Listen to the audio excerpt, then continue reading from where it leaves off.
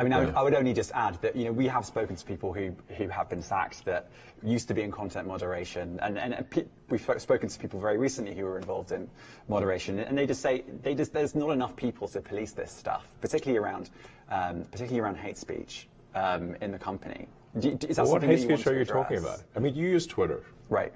Do you see a rise in hate speech? I mean, but just a personal anecdote, like what do you? I don't. Personally, for you, I would see I get more of that kind of content, yeah, personally. But I'm not going to talk to the rest of for the rest of Twitter. So you see more hate speech personally? I would say I would see more hateful content in that. Content you don't like or hateful? What do you mean to describe a hateful thing? Yeah, I mean, just content that will solicit a reaction, something that may include something that is slightly racist or slightly sexist, those kinds of things. So you think if something is slightly sexist, it should be banned? No, is that what you're saying? I'm not saying anything. I'm just curious. I'm trying to understand what you mean by hateful content. And I'm asking for specific examples. And you just said that if something is slightly sexist, that's hateful content. Does that mean that it should be banned? Well, you've asked me whether my feed, whether it's got less or more. I'd say it's got slightly more. That's why I'm asking for examples. Can you name one example? I honestly don't use. Honestly, I you don't. can't name a single example. I'll tell you why. Because I don't actually use that for you feed anymore. Because I just don't particularly like it. But you said actually, a lot of people are quite similar. I only look at hang on a second. You said you've seen following. more hateful content, but you can't name a single example, not even one. I'm not sure I've used that feed for the last 3 or 4 weeks. And then how did you see the hateful content? Because I've been using Twitter since you've taken it over for the last 6 months. Okay, so then you must have at some point seen you hateful content. I'm asking for one example. Right. And you can't give a single one. And I'm saying then I say, sir, that you don't know what you're talking about. Really?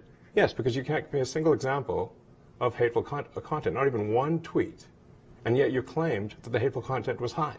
Well, that's false. No, what I claimed... You just lied. What I claimed was there are many organizations that say that kind of information is on the rise. Now, whether it has on my feed or not... Give me one example. I mean, right, and literally you can look at something one. like the Strategic Dialogue Institute in the UK. They will say that. So look, people will say all sorts of nonsense. I'm literally asking for a single example, and you can't name one. Right, and as I already said, I don't use that feed. But then how would you know? I don't think this is getting anywhere. You literally said you experienced more hateful content, and then couldn't name a single example. Right, and as I said, that's absurd. I haven't actually looked at that feed. Then how would you know there's hateful content? Because I'm saying that's what I saw a few weeks ago. I can't give you an exact example. Let's move on. We only have a certain amount of time. COVID misinformation. You changed the COVID misinformation Has rules. BBC changed its COVID misinformation? The BBC does not set the rules on Twitter, so I'm asking you. No, I'm talking about the BBC's misinformation about COVID.